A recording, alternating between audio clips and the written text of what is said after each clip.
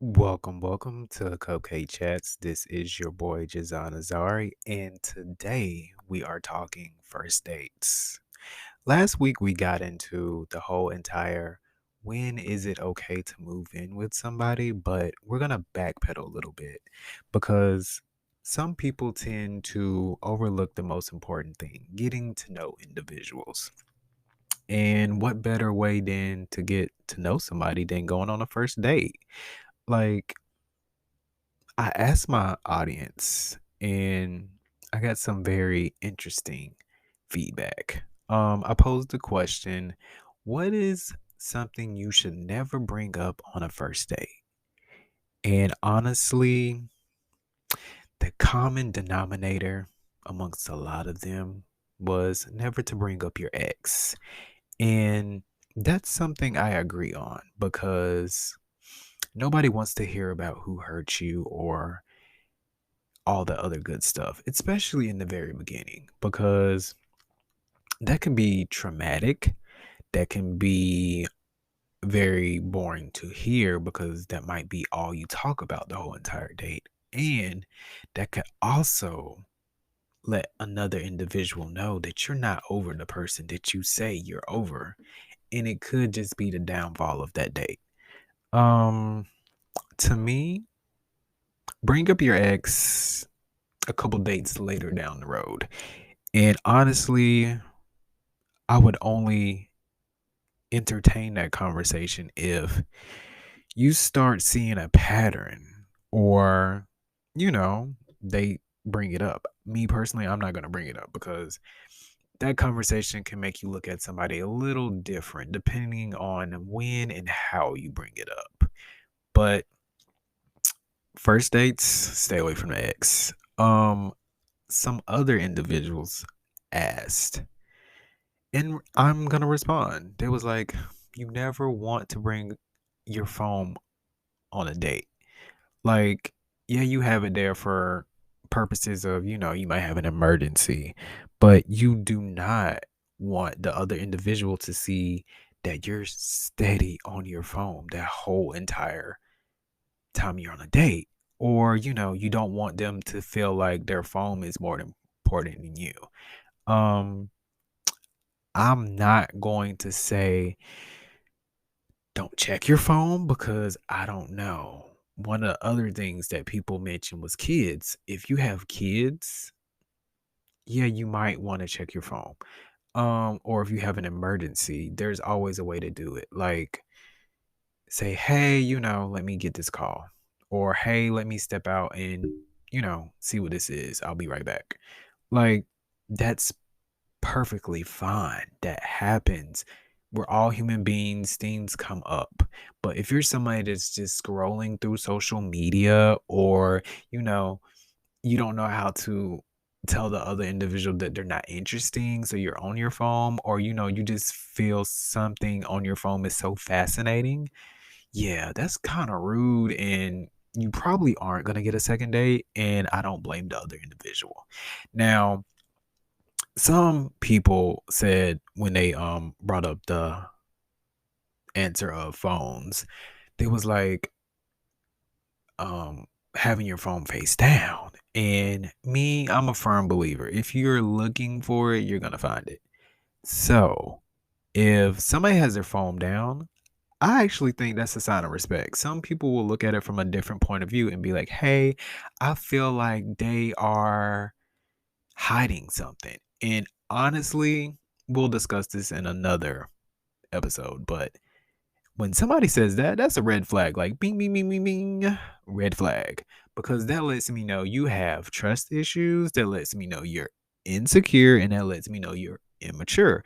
And it also lets me know that I don't want to go out on a second date with you because I feel like you're going to be pinpointing unnecessary stuff instead of getting to know the individual. And I don't wanna be caught up in that. I don't know who wants to be caught up in that. Like, that's a little much, especially on the first date. Like, if you're somebody that keeps your phone face up, and let's just say it's not on do not disturb mode if you have an iPhone. like, you're gonna see the notifications, and being human, your eyes are gonna be drawn to it, and you don't wanna keep looking back at your phone because then they'll be like, "Well, do you wanna get that?" or whatever, and see, that could spoil the date as well. So, when it comes to phones, if it's an emergency, cool. Like, if it's for an hour and you have something that comes up, sure, hopefully, it's not gonna end the day early. If it happens to end early, maybe you can get together and have another date, who knows? You know, whatever happens. But no, don't bring your phone up on the date and just like entertain that more than the other person because that's just rude. Have some manners, table manners. Um, and as I was saying, emergencies, kids, somebody was like, "Well, do you bring up your kids? Don't bring up your kids." Honestly, first date, don't bring them up. Like, because in another episode, I'm sure we'll touch on, like, kids. Yeah, kids, you can't hide kids. Like, even if they're old enough to live on their own or, you're taking care of them. Like, you can't hide it, so it needs to be addressed. Not saying you need to bring them up and have them meet your kids, but you gotta kinda gotta address it in some fashion at some point. Maybe a couple dates down the line. Not on the first date. Like, I feel like that's an intimate connection that you have to build with somebody. Like, on the first date, you should be getting to know just that sole individual across from you the entire time you're together. Because other than that, you're taking away the time and you're wasting their time. So just be courteous of their time because dates are hard. Like, you have apps, whatever, like swipe left, swipe right, whatever, match people, blind date, pitch you together and you meet up at a restaurant, whatever. No, you need to respect somebody's time. That is something that a first date sets the tempo for. If you're always distracted by something or, whatever, you're bringing up stuff from the past, distractions, all that other nonsense, you're wasting their time and they're not going to want to see you again. So please steer away from that. But kids, you got to bring it up eventually. Don't hide it because that's going to be a whole nother pot of mess if you don't. Um, Somebody else brought up the money situation or income. Honestly, don't bring it up on the first date, maybe the second or the third. And my reason for that is money shouldn't matter on the first date. I do advise both parties to be able to cover their own tab because that is something that gets on my nerves. Just because we're going out on a date and I initiate the date or you initiate the date, I don't care what your gender roles or identities are, you should be responsible for what you eat. I'm sorry. That should be just common knowledge. Dating 101. First thing out the book, bring your own pocketbook, bring your own wallet, whatever, bring your own form of payment to pay for your half of the bill or whatever. Because having somebody think that they should be covering your stuff is kind of a turnoff for me. Like, I don't mind paying for somebody's meal, but don't expect me to pay it. Like, I'm more intrigued to pay for it if I know you're not expecting it. Cause like if I feel like, oh, you're waiting to see if I'm gonna pull out my card. Oh, we're splitting this check up. Can you split this? Yeah. Because that just lets me know that you're gonna be dependent on me. Like, I feel it attractive if you at least try to put in your share. That's just me. I mean, I don't care if you don't have no money. If you don't have no money, we can find another type of date to go on. Look, doesn't matter. And that ties into the next thing. People was like, "Do you bring up your job?" I try not to because I know I will hound on my job because I work all the time. But I don't really care about the job as long as your job is not gonna land me in jail. Okay. Like, I don't care if you work at Burger King. Like, I don't want the food. Sorry. That's not what I eat. I try to eat healthy, green, clean, whatever. But hey, if you work at any establishment, that's fine. As long as you're getting a paycheck, you can cover your bills. I ain't got no issue. You work however you want to work. And that's that.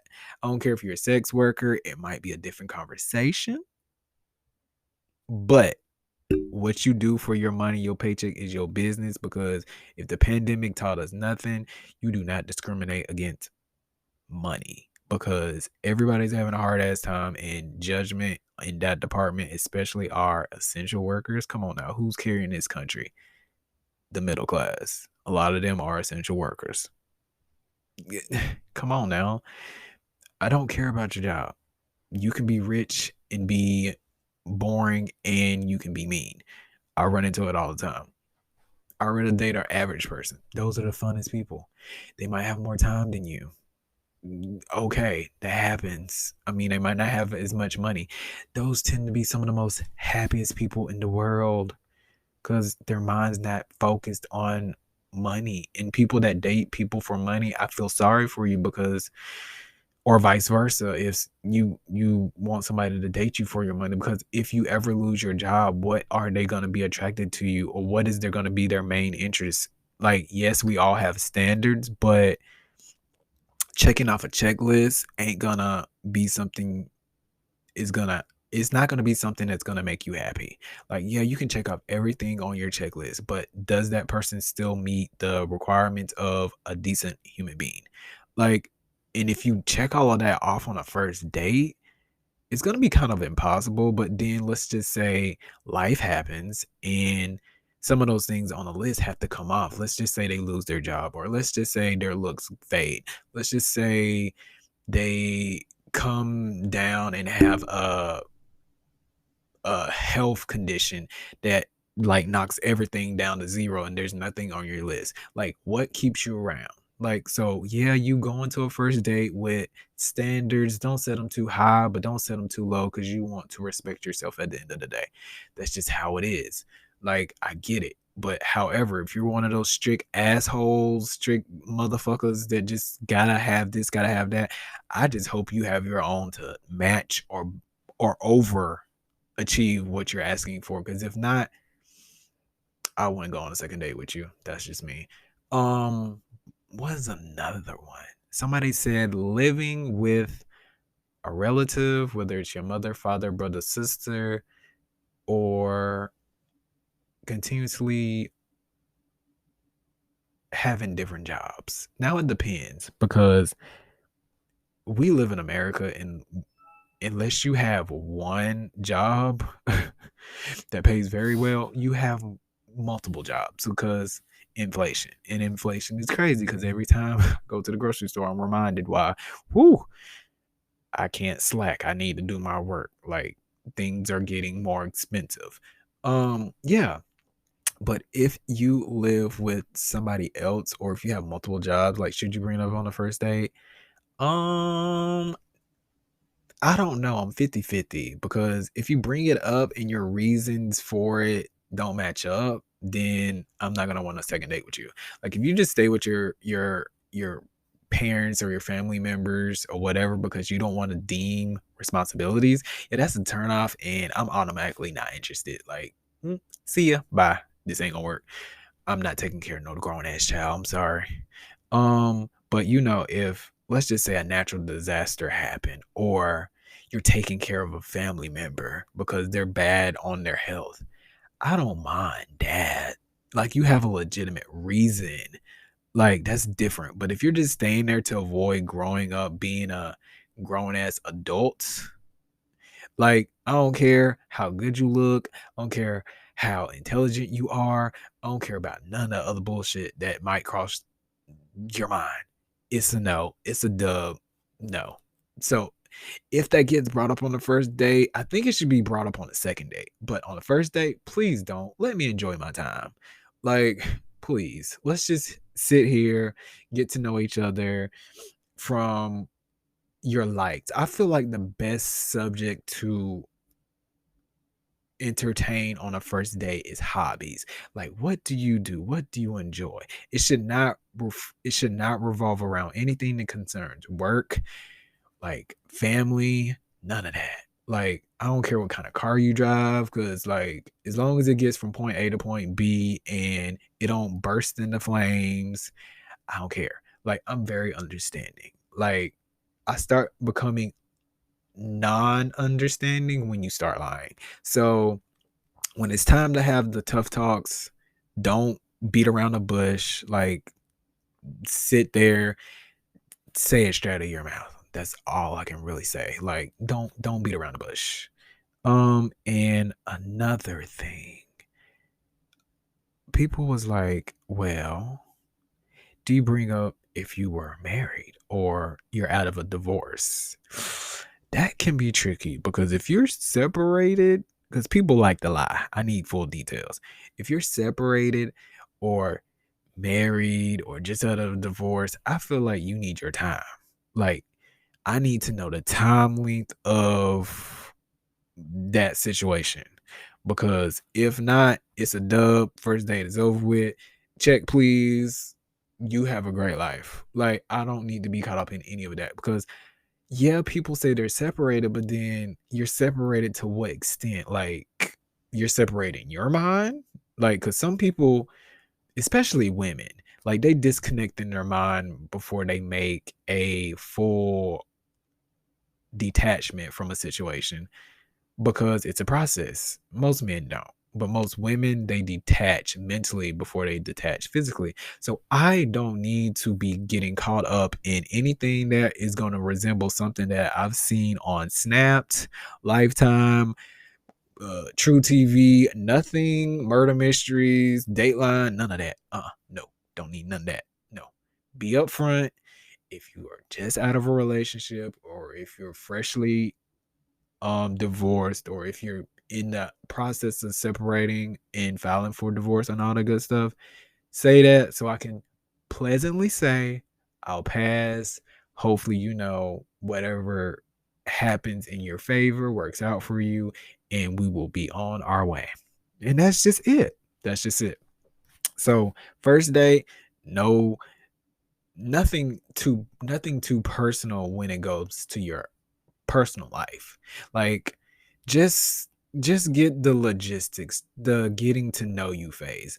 Like, just fill out things. Like, do something fun, like rock climb, or whatever. Like, if money's an issue, just have a little picnic, do something cute. Like, stuff that you do on the first date, people don't understand this. People remember that stuff. Like, they really do. Like, uh, something in the park, something at a roller rink. Go see a movie. People still believe in going seeing movies. I'm not saying invite somebody to your house on the first date, because hello, the killer exists. I don't care what you say. You're not coming to my house until probably date 10 or 12. That's just being honest, because people are crazy. And we're going to leave it at that. But as I wrap this up, first date, be yourself, be honest, be transparent to an extent, and just respect yourself. Don't feel like you have to have sex on the first date unless it's agreed upon. That's different.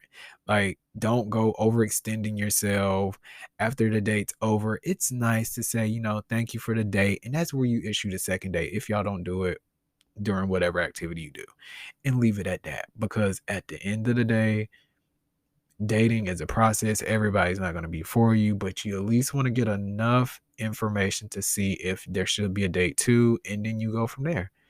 It's as simple as that. I know dating's hard, but it's very simple when you don't complicate it with other stuff that doesn't need to be there.